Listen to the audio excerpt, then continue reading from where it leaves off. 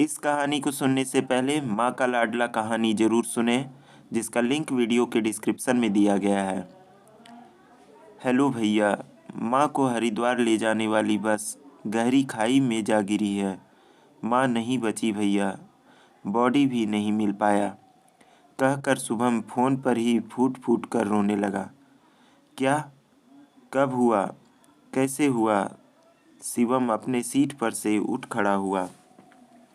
आप आ जाओ भैया, देर न करो। शुभम अभी भी रो रहा था। तू चिंता मत कर, अगली फ्लाइट से मैं आ रहा हूँ इंडिया।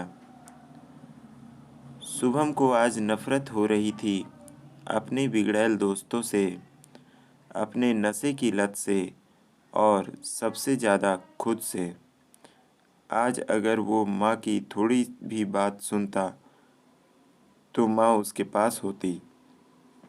8 अगस्त की शाम घर से निकली सविता जी फिर लौट के नहीं आई तो बस उनके एक्सीडेंट की खबर। अब कोई दोस्त या उसका चरस का नशा उसे उसकी माँ लौटा के नहीं दे सकता। खुद को कोस रहे शुभम के दिमाग में एक एक करके अपने पुराने दिन याद आने लगते हैं कि कैसे वो इन हालातों में पहुंच गया। जब पिता के गुजरने के बाद सविता जी का जीवन उदास हो गया था, शिवम ने हर मुश्किल घड़ी में माँ का साथ दिया। फिर एक दिन शिवम ऑफिस से घर आते ही काम करती हुई माँ के पैर अपने माथे पर लगाता है और ऐसे पकड़ लेता है जैसे कभी छोड़ेगा ही नहीं। शिवम इतना खुश आज से पहले नहीं दिखा।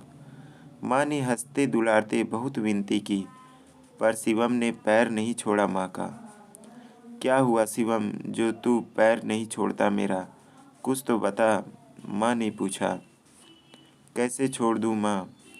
दोनों भाई को पढ़ाने में इन पैरों पर कितने छाले पड़े हैं, बचपन से यही तो देख रहा हूँ।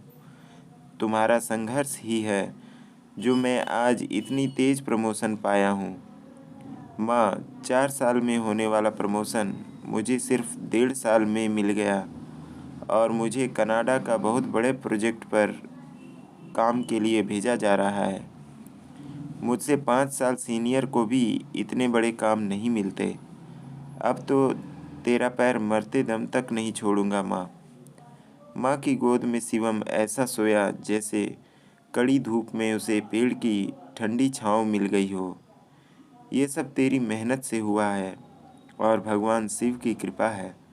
तेरे पापा के गुजरने के बाद मेरे सूने जीवन में तूने खुशियाँ ला दी। तू इसी तरह अच्छे काम करता रहे और ऐसे ही दिन दूनी रात चौगुनी प्रगति करता रहे। तू और शुभम तैयार हो जा माँ, कनाडा मेरे साथ चलने के लिए। घर यहाँ कैसे अकेला छोड़ दूँ बेटा?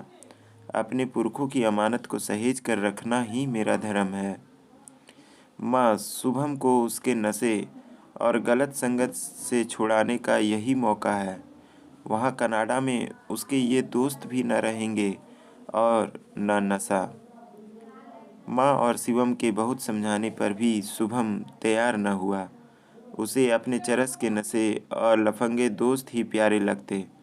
माँ तो ठहरी माँ, शुभम को अकेला कैसे छोड़ती? शिवम को कनाडा अकेले ही जाना पड़ा।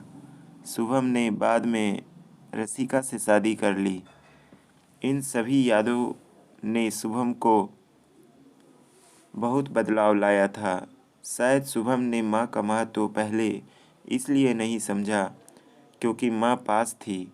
शुभम पर एक कहावत सही बैठती है, दुनिया जिसे कहते हैं जादू का खिलौना है, मिल गया सो मिट्टी है, ना मिला वो सोना है। शिवम दूसरे दिन कनाडा से अपने गांव आ जाता है। आते के साथ उसे गांव वालों से पता चलता है कि सविता जी की सेहत ठीक न थी और सूख कर कांटा हो गई थी। कटी कटी सी भी रहती थी सबसे।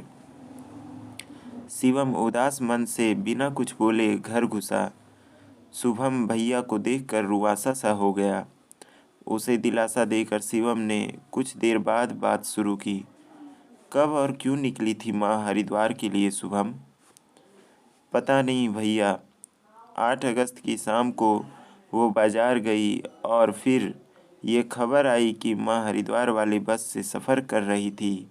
और वो बस तुम्हें बताया नहीं माँ ने कुछ निकलने से पहले?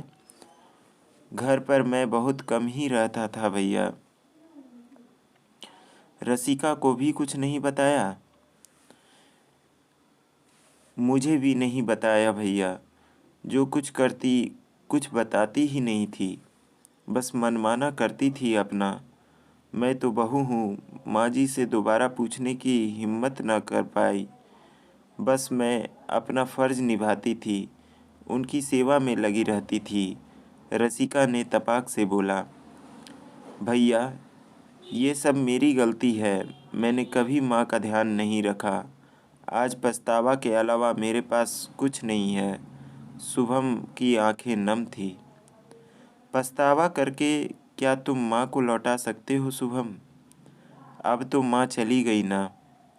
अगर फिर से भगवान तुम्हें माँ लौटा दे तो तुम फिर से वैसे ही बन जाओगे।